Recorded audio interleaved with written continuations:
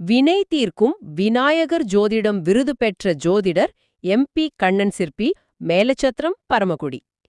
இவர்தான் இந்த ஒட்டுமொத்த நிகழ்வோட டைம் கீப்பர்னு நம்ம வச்சுக்கலாமா? கண்டிப்பா. நாம ஆரம்பத்துல பேசணுமே, அந்த பிரபஞ்ச அலை எப்போ உச்சத்தை அடையுங்கிற கணக்கீடு, அந்த பஞ்சாங்க அல்காரிதத்தை ரன் பண்றவங்க இவங்க தான். திரு கண்ணன் சிற்பி போன்றவர்கள் வெறும் ஜோதிடர்கள் கிடையாது. பின்ன அவங்கள எப்படி பார்க்கணும்? அவங்க அந்த சமூகத்தோட நேர காப்பாளர்கள் மற்றும் ஒரு வகையில உளவியல் ஆலோசகர்கள்னு கூட சொல்லலாம். மக்கள் தங்களோட வாழ்க்கையின் ஒவ்வொரு முக்கிய நிகழ்வுக்கும் எப்ப தொடங்கலாம், எந்த நேரம் சிறந்தது அப்படிங்கிறதுக்கு இவங்கள தான் நாடுறாங்க.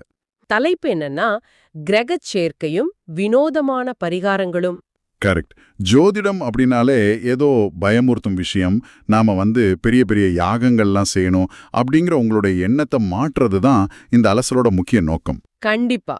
நம் அன்றாட வாழ்வில் பயன்படுத்தும் ஒரு சாதாரண ரிப்பன், பழைய சோறு, காந்தம், சோப்பு இதையெல்லாம் வச்சு எப்படி பிரபஞ்ச ஆற்றலை, அதாவது இந்த பிளானட்டரி கன்ஜங்ஷன்ஸ லாஜிக்கா கையாளலான்னு புரிஞ்சுக்க போறோம். ஆமா, ஜோதிடம்ங்கிறது ஏதோ வானத்துல நடக்கிற மாயாஜாலம் கிடையாது. அது நம்ம அன்றாட வாழ்க்கையோட எவ்வளவு நெருக்கமா பின்னி பிணைஞ்சிருக்கு அப்படிங்கிறத இந்த உரை ரொம்ப அழகா விளக்குது. இங்கேதான் விஷயம் ரொம்ப சுவாரஸ்யமா மாறுது.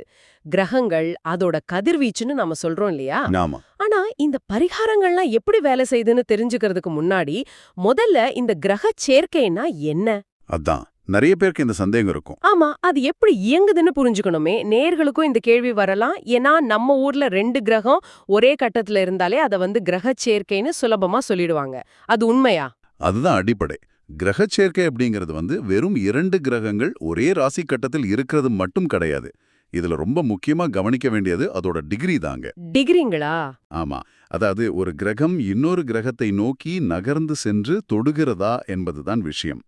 உதாரணமா, ஒருத்தர் ஜாதகத்துல சூரியனும் புதனும் ஒரே கட்டத்துல இருக்குன்னு வச்சுப்போம். சரி. சூரியன் 10 டிகிரிலையும் புதன் 13 டிகிரியில இருந்தால், அந்த 10 டிகிரியில இருக்கிற சூரியன் மெதுவா முன்னோக்கி நகர்ந்து சென்று 13 டிகிரியில இருக்கிற புதனை தொடுகிறது என்று அர்த்தம். அப்போ இதற்கெல்லாம் என்னதான் அர்த்தம்? 2 பேர் ஒரு அறையில் இருப்பதைப் போலவா? அதாவது யார் முதலில் சென்று அடுத்தவரை தொடுகிறார்கள் என்பதை பொறுத்து அந்த அறையின் சூழல் மாறுவது போலவா இது? மிக சரியான உதாரணம். அந்த அறையோட சூழல் யார் யாரை சந்திக்கிறாங்க அப்படிங்கறத பொறுத்து தான் மாறும். பாத்தீங்கன்னா, நான் சொன்ன அதே உதாரணத்தை நம்ம எடுத்துப்போம். சூரியன் அப்படின்னா அப்பா. ஓஹோ. புதன் அப்படின்னா புத்திசாலித்தனம் அல்லது இளமை.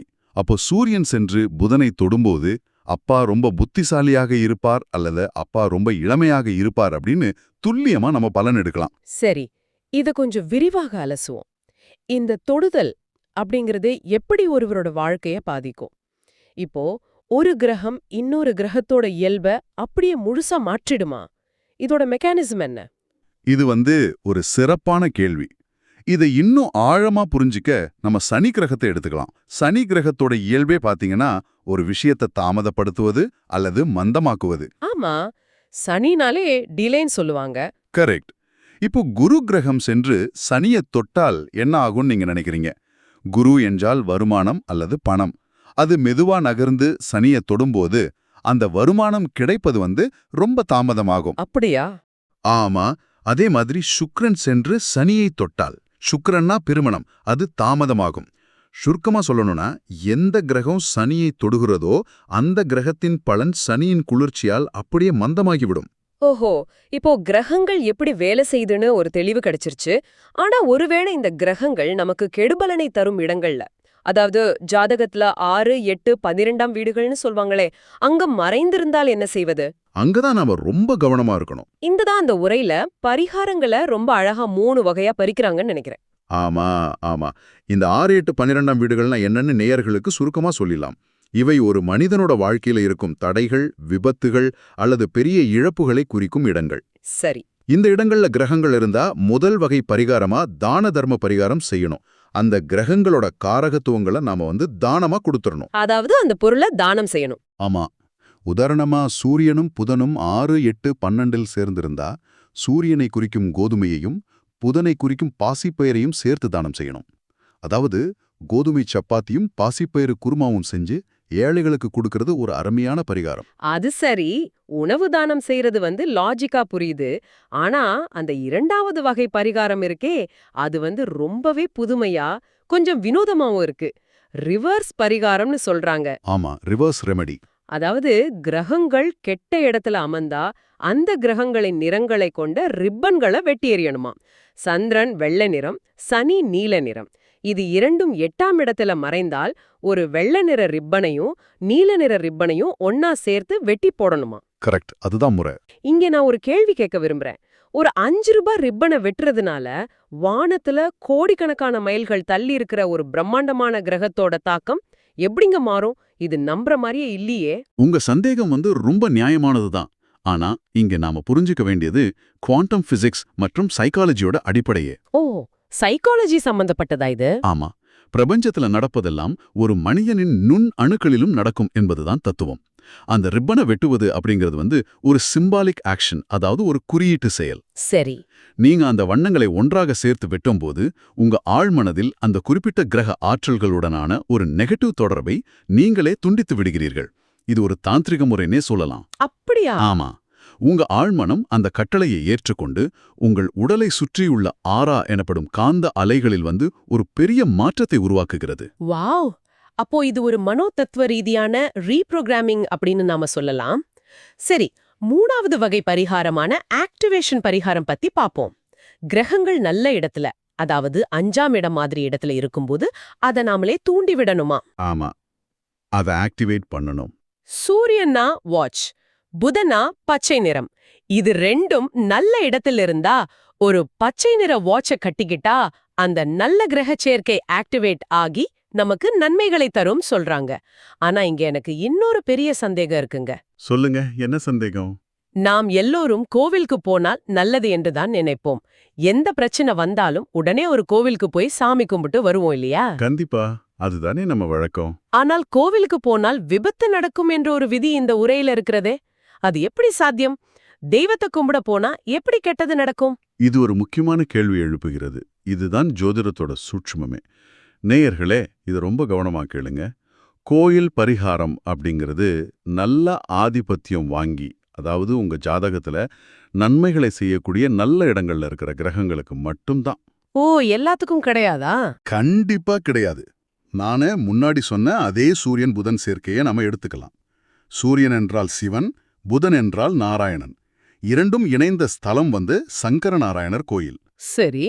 இந்த கிரகச் சேர்க்கை 2ஆம் இடத்தில், அதாவது தனஸ்தானத்தில் நல்லபடியா இருந்தா நீங்க சங்கரநாராயணர் கோயிலுக்கு போயிட்டு வந்தா உங்க வருமானம் பல மடங்கு உயரும். அதே சேர்க்கை கெட்ட இடத்துல இருந்தா என்ன ஆகும்? அதுதான் ட்விஸ்டிங்க. அதே சூரியன் புதன் சேர்க்கை 8ஆம் இடத்தில் இருந்தா நீங்க அந்த கோயிலுக்கு போகவே கூடாது. ஏன் போகக்கூடாது? ஏன்னா 8ஆம் இடம் என்பது விபத்து, திடீர் இழப்புகளை குடிக்கும் இடம். அந்த கிரகங்கள் அங்க அமைதியா தூங்கிக்கிட்டு இருக்கும். நீங்க அந்த குறிப்பிட்ட தெய்வத்தை போய் கும்பிடும்போது நீங்களே போய் அந்த 8ஆம் இடத்தை தட்டி எழுப்பி ஆக்டிவேட் செஞ்சிடுறீங்க. அடக்கடவுளே. ஆமா, இதன் விளைவா கோயிலுக்கு போயிட்டு வரும் வழியில விபத்து ஏற்படும். அதனால ஒரு இடத்துக்கு யாரு போகணும் யாரு போகக்கூடாதுங்கிறத கட்டாயம் தெரிஞ்சுக்கணும். 8ஆம் இடத்துல இருக்கிறவங்க கோயிலுக்கு போறதை விட்டுட்டு தானம் பண்ற பரிகாரங்களை மட்டும்தான் செய்யணும். எல்லாமே எல்லாருக்கும் செட் ஆகாதுங்கிறது எவ்வளோ பெரிய உண்மை பாத்தீங்களா? சரி, வேலை பழுவாலோ இல்ல தூரத்தினாலோ கோயிலுக்கு செல்ல முடியாதவர்கள் என்ன செய்யறது? வீட்ல இருக்கும் அன்றாட பொருட்களை வைத்தே எப்படி பரிகாரம் செய்யலான்னு இந்த உரையில சொல்றாங்க. ஆமா, ரொம்ப எளிமையான வழிகள் இருக்கு. சந்திரன் என்றால் தண்ணீர், சுக்கிரன் என்றால் சோப்பு. இப்போ சந்திரன் மற்றும் சுக்கிரன் சேர்க்கை இருக்கிறவங்க சந்திரிகா சோப்பு பயன்படுத்துவது அல்லது அதை தானம் செய்வது ஒரு சிறந்த பரிகாரமா? கரெக்ட். ஆனா செவ்வாய் மற்றும் சனி சேர்க்கைய பற்றி நம்ம கொஞ்சம் விரிவா பேசணும். இத பொதுவா ரொம்ப மோசம்னு சொல்லுவாங்களே. உண்மைதான். ஆனா இதுல ஒரு பெரிய ரகசியம் இருக்கு. செவ்வாய் மற்றும் சனி சேர்க்கை ஒரு கோடீஸ்வர யோகங்க. நிஜமாவா? கோடீஸ்வர யோகமா? ஆமா, ஆனா வாழ்க்கையில ரொம்ப போராடி தான் ஜெயிக்க முடியும். ஏன்னா ஜோதிட தத்துவப்படி ஒரு மனிதனுக்கு எதிர்பாராத தடைகளை தருவது 8ஆம் இடம், நிறைவேறாத ஆசைகளை தருவது 11ஆம் இடம். ஓஹோ. இந்த செவ்வாயும் சனியும் இயல்பாகவே இந்த குணங்களை கொண்டவை. இத பேலன்ஸ் பண்ண செவ்வாய் சனி சேர்க்கை உள்ளவருங்க வீடு கட்டுபவர்களுக்கு செங்கல் தானம் செய்யலாம். ஏன்னா செங்கல் வந்து செவ்வாய் சனி கலவை. சரி, அல்லது ஒரு மேக்னெட் வாங்கி பாக்கெட்ல வச்சுக்கொள்ளலாம். ஒரு நிமிஷம். மேக்னெட் பாக்கெட்ல வச்சுக்கிட்டா எப்படிங்க கிரகதோஷம் குறையும்? இதுக்கு என்ன லாஜிக் இருக்கு? இது ரொம்ப அறிவியல் பூர்வமான ஒரு விஷயம்தாங்க. செவ்வாய் என்பது இரும்பு மற்றும் ஒரு கட்டுக்கடங்காத வெடிக்கும் ஆற்றலை குறிக்கிறது. சனி என்பது தாமதம், தடை மற்றும் சுருங்கும் தன்மையை குறிக்கிறது. ஆமா, முரண்பட்ட குணங்கள். கரெக்ட். இந்த இரண்டு முரண்பட்ட ஆற்றல்களும் உங்கள் உடலில் மோதிக்கொள்ளும் போதுதான் கோபம், விரக்தி, தோல்வி எல்லாம் வருகிறது. ஒரு காந்தம் என்பது இந்த இரண்டு முரண்பட்ட ஆற்றல்களை, அதாவது நார்த் அண்ட் சவுத் போல்ஸ ஒரு குறிப்பிட்ட ஒழுங்கில் கட்டுப்படுத்தி வைத்திருக்கும் ஒரு பொருள்.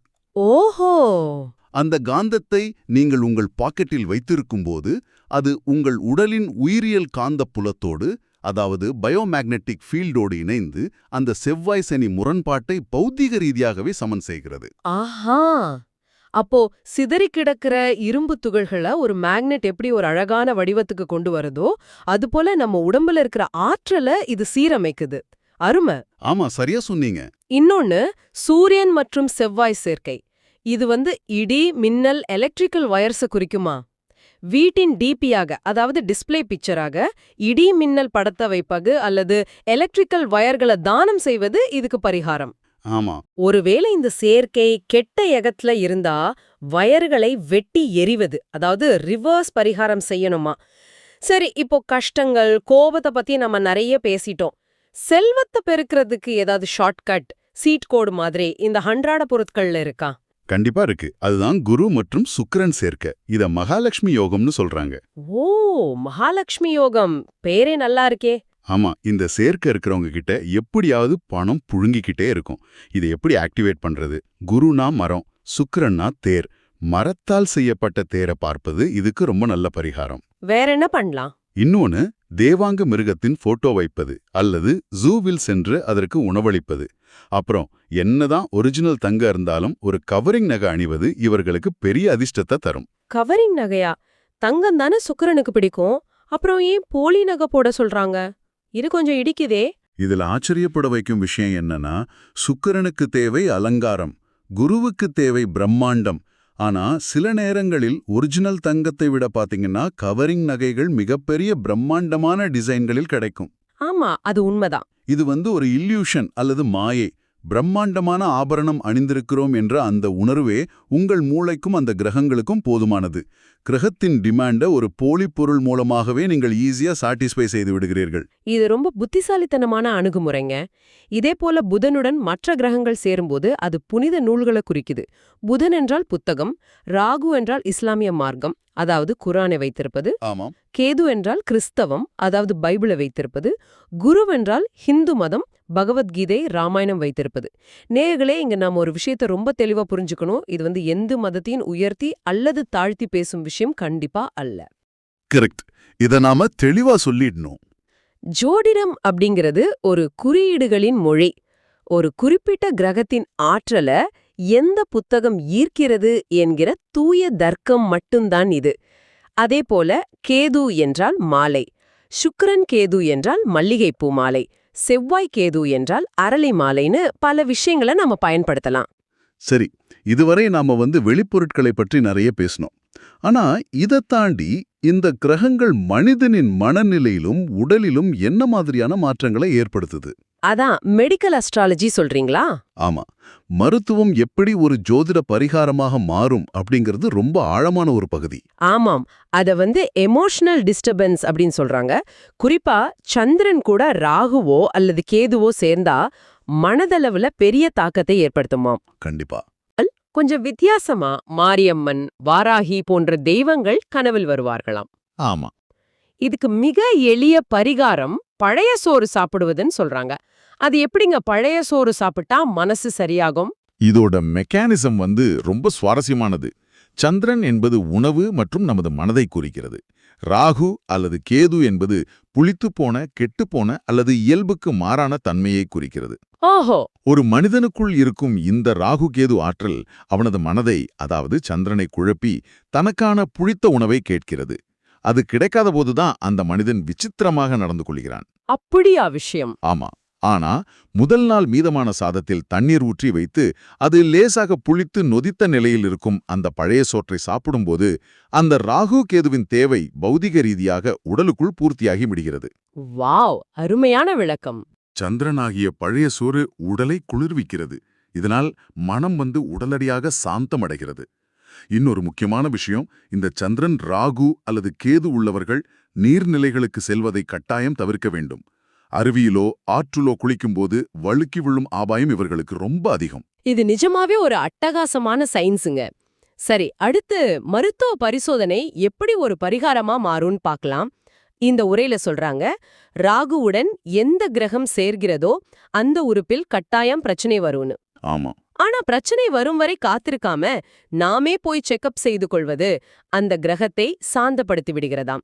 அப்போ இது போலீஸ் நம்மள கைது பண்றதுக்கு முன்னாடி நாமே வாலண்டியரா போய் ஃபைன் கட்டிட்டு தப்பிக்கிற மாதிரி ஒரு விஷயமா? சரியா சொன்னீங்க. இது மெடிக்கல் அஸ்ட்ராலஜியோட உச்சம்னு சொல்லலாம். ஒரு கிரகம் உங்கள் உடலில் ஒரு மெடிக்கல் ஈவெண்ட்டை எதிர்பார்க்கிறது. அந்த நிகழ்வை நாமே ஒரு பாசிட்டிவ் வழியில கொடுத்துட்டா அதோட நெகட்டிவ் தாக்கம் குறைஞ்சிரும் இல்லையா? ஆமாமா. லாஜிக் தான். உதாரணமா, சூரியன் ராகு இருந்தா இதயம் சம்பந்தப்பட்ட பரிசோதனை செய்யணும். சந்திரன் ராகு என்றால் மனநல மருத்துவரை சந்திக்கணும். செவ்வாய் ராகு என்றால் இரத்த பரிசோதனை. புதன் ராகு என்றால் நுரையீரல் அல்லது தோல் மருத்துவரை பார்க்கணும். அப்ப குரு ராகு இருந்தா? குரு ராகு அல்லது கேது என்றால் வயிறு கல்லீரல் செக்கப் அல்லது ஐவிஎஃப் மூலம் குழந்தை பெற்றுக்கொள்ளும் நிலை வரலாம். சுக்கிரன் ராகு என்றால் கிட்னி டெஸ்ட். சனி ராகு என்றால் முழங்கால் மற்றும் எலும்பு மருத்துவரை முன்கூட்டியே சென்று பார்த்து ஆலோசனை பெறுவதுதான் மிகச்சிறந்த பரிகாரம். நாமளா போய் டாக்டர் கிட்ட ஒரு அப்பாயின்மெண்ட் வாங்கி செக்அப் பண்ணிட்டா கிரகத்தோட கணக்கு டேலி ஆயிருது போல. சரி, இவ்ளோ கிரக சேர்க்கைகள் நமது ஜாதகத்தில் அமைதியாக தூங்கிக் கொண்டிருக்கும்னு சொல்றாங்க. ஆனா அது எப்போது வெடிக்கும்? இதுக்கு சைலண்ட் கில்லர் அப்படின்னு ஒரு பேர் வச்சிருக்காங்க. சேர்க்கை எப்போ வேலை செய்யும்னா 2 வழிகளில் வேலை செய்யும். ஒன்று, அந்த கிரகத்தின் தசாபுக்தி நடக்கும்போது. தசாபுக்தினா வேற ஒன்றும் இல்ல, உங்க வாழ்க்கையோட தற்போதைய அத்தியாயத்தை எந்த கிரகம் நடத்துது அப்படிங்கிறது. சரி, 2வது வழி? மற்றொன்று, கோச்சாரத்தில் அந்த கிரகங்கள் மீண்டும் சேரும்போது. கோச்சாரம்னா இப்போ வானத்துல கிரகங்கள் எந்த இடத்துல நகர்ந்துகிட்டு இருக்கு அப்படிங்கறது தான். உதாரணமா, சனி மீனத்தில் இருக்கும்போது செவ்வாய் கடகத்திலிருந்து சனியை தொடும்போது செவ்வாய் சனி சேர்க்கை ஜாதகத்தில் உள்ளவர்களுக்கு அது வேலை செய்ய தொடங்கும். அப்போ இந்த சைலண்ட் கில்லர் அப்படிங்கிறது ஒரு லேண்ட்மைன் மாதிரி. அது பாட்டுக்கு அமைதியா மண்ணுக்குள்ள தூங்கிட்டு இருக்கும். நாம போய் கால் வச்சா மட்டும்தான் வெடிக்கும். அது மாதிரி தானே இந்த பாவம் ஆக்டிவேட் ஆகுறதும். இதை ஒரு பரந்த கண்ணோட்டத்தோட இணைத்து பார்த்தால் நாம் அன்றாடம் எங்கு செல்கிறோம், என்ன செய்கிறோம் என்பது எல்லாமே நமது ஜாதகத்தின் ஏதோ ஒரு பகுதியை விழுத்தழச் செய்கிறது என்ற ஆழமான உண்மை புரியும். உண்மைதான். சில கிரக சேர்க்கைகள் அமைதியாக இருக்கும், நாமவே போய் அதை சீண்டி விடுவோம். உதாரணத்திற்கு, ஒருத்தருக்கு 12ஆம் இடத்தில் செவ்வாய் சனி இருக்குன்னு வச்சுப்போம். 12ஆம் இடம் என்பது வெளிநாட்டை குறிக்கும். ஓஹோ. அவர் ஊர்ல இருக்கிற வரைக்கும் எந்த பிரச்சனையும் வராது. ஆனா ரொம்ப ஆசைப்பட்டு வெளிநாடு சென்றால் அங்கே அவருக்கு ஒரு பெரிய பிரச்சனை வரும். ஏன்னா வெளிநாடு போனதும் அந்த 12ஆம் பாவம் ஆக்டிவேட் ஆயிடுமா? கரெக்ட். வெளிநாடு போனதும் அங்க தூங்கி கொண்டிருந்த செவ்வாய் சனி சேர்க்கை வெடித்து வேலை செய்ய ஆரம்பிச்சிடும். இது பல பேரோட வாழ்க்கையில நடக்கிறத நாம நேர்லயே பார்த்திருக்கோம். ஊர்ல நல்லா இருந்திருப்பாங்க, வெளிநாடு போனதும் மாட்டிக்குவாங்க. இதே மாதிரிதான் பல பேர் சொந்தமா வீடு கட்டிய பின் அல்லது புது கார் வாங்கிய பின் பெரிய பிரச்சனையில மாட்டிக்குவாங்க. அதுக்கு காரணம் 4ஆம் இடத்தில் உள்ள மோசமான கிரகச் சேர்க்கையா? ஏன்னா 4ஆம் இடம் தானே வீடு வாகனத்தை குறிக்கும். சரி, வீடோ காரோ வாங்கும்போது 4ஆம் பாவம் ஆக்டிவேட் ஆகி அங்குள்ள மோசமான கிரகங்கள் செயல்பட ஆரம்பிக்கும். இதுல எனக்கு ரொம்ப ஷாக்கிங்கா இருந்த ஒரு உதாரணம் 7ஆம் பாவ ஆக்டிவேஷன். நேயர்களே, நீங்க கூட இதை நிச்சயமா அனுபவிச்சிருக்கலாம். சந்திரன் ராகு 7ஆம் இடத்தில் உள்ளவர்கள், குறிப்பாக தனுசு கும்பம் சிம்ம லக்னக்காரர்கள் ஒரு திருமண மண்டபத்திற்கு சென்று வந்தாலே வீட்ல பயங்கரமா சண்டை போடுவாங்களாம். ஆமா. ஏதோ பேய் பிடித்தது போல நடந்து கொள்வார்களாம். ஏன்னா திருமண மண்டபம் அப்படிங்கிறது 7ஆம் பாவத்தை, அதாவது திருமண உறவுக்கான இடத்தை ஆக்டிவேட் செய்துவிடும். அங்குள்ள சந்திரன் ராகு அந்த எமோஷனல் டிஸ்டர்பன்ஸை கொடுத்துரும். ஆமா. கல்யாணத்துக்கு போயிட்டு வந்தோம், எதனாலடா திடீர்னு வீட்ல இவ்ளோ பெரிய பிரச்சனை வந்துச்சுன்னு நம்ம யோசிச்சுக்கிட்டே இருப்போம். ஆனா காரணம் நாம அறியாமலேயே ஒரு பாவத்தை தொட்டு அங்க இருக்கிற கிரகச் சேர்க்கையை தட்டி எழுப்பினது தான். அதனாலதான் இதுக்கு சைலண்ட் கில்லர்னு பேரு. அப்போ ஒட்டுமொத்தமா பார்க்கும்போது கிரகச் சேர்க்கை என்பது ஒரு பயமுறுத்துற விஷயம் கிடையவே கிடையாது. அது ஒரு துல்லியமான கணிதம் மற்றும் அறிவியல். அத முறியடிக்க பல ஆயிரங்கள் செலவு செஞ்சு பெரிய பெரிய யாகங்களை செய்வதை விட சரியான தர்க்க ரீதியான செயல்பாடுகளே போதுமானது. கண்டிப்பா. பழைய சோறு சாப்பிடுவது, ரிப்பன் வெட்டுதல், செங்கல் தானம் செய்வது, முன்கூட்டியே மருத்துவ பரிசோதனை செய்வது, இதெல்லாமே பாத்தீங்கன்னா எவ்வளவு பிராக்டிக்கலான எளிமையான தீர்வுகள். ஜோதிடத்தை நம்ம அன்றாட வாழ்க்கையோட எப்படி பொருத்தி பார்க்கணும்னு ஒரு பெரிய புரிதல் இன்னைக்கு நமக்கு கிடைச்சிருக்கு. ஆமா, எந்த கிரகம் எந்த பாவத்துல எந்த கிரகத்தோட சேர்ந்திருக்குன்னு புரிஞ்சுக்கிட்டு அதுக்கேத்த மாதிரி நம்முடைய செயல்களையும் அந்த குறியீடுகளையும் அமைச்சுக்கிட்டா வாழ்க்கையில வர்ற பல தடைகளை நாம் சுலபமா கடந்து போகலாம். விழிப்புணர்வோடும் அறிவுபூர்வமாகவும் செயல்படுறது தான் எந்த ஒரு தோஷத்துக்கும் மிகச்சிறந்த பரிகாரம். மூமெண்டை உருவாக்கி இருக்கும்னு நாங்க நம்புறோம். ஜோதிடத்தை இனி நீங்க பார்க்கும் பார்வை நிச்சயம் மாறியிருக்கும். இறுதியாக உங்களிடம் ஒரு கேள்வியோட இந்த ஆழமான அலசலை நிறைவு செய்ய விரும்புகிறேன். சொல்லுங்க. உங்கள் அன்றாட வாழ்க்கையை கொஞ்சம் யோசித்து பாருங்கள். என்றாவது ஒரு நாள் ஒரு கல்யாண மண்டபத்திற்கு சென்று வந்த பிறகோ அல்லது புதிதாக ஆசையாசையாய் ஒரு பொருள் வாங்கிய பிறகோ உங்கள் மனநிலை முற்றிலும் மாறி விவரிக்க முடியாத எரிச்சலோ வீட்டில் ஒரு பெரிய விவாதமோ வந்திருக்கிறதா? ஒருவேளை நீங்கள் அறியாமலேயே உங்கள் ஜாதகத்தில் உள்ள ஒரு சைலண்ட் கில்லர் கிரகச்சேர்க்கையை நீங்களே தட்டி எழுப்பி விட்டீர்களோ? யோசித்து பாருங்கள். வினை தீர்க்கும் விநாயகர் ஜோதிடம், உங்கள் நம்பிக்கைக்கு உரிய ஜோதிட மையம். Multi award winning astrologer. India மற்றும் வெளிநாடுகளில் ஆயிரக்கணக்கான வாடிக்கையாளர்கள் நம்பிக்கை பெற்ற சிறப்பு பெயர். MB கண்ணன் சிற்பி, பரமக்குடி, மேலச்சத்திரம். உங்கள் வாழ்க்கையும் உங்கள் ஜாதகமும் திறமைசாலியான நிபுணரின் கைகளில் மட்டுமே பாதுகாப்பு. தெய்வீக வழிகாட்டுதலால் இயக்கப்பட்டு அதீத துல்லியத்துடன் உங்களுக்கு வழங்கப்படுகிறது.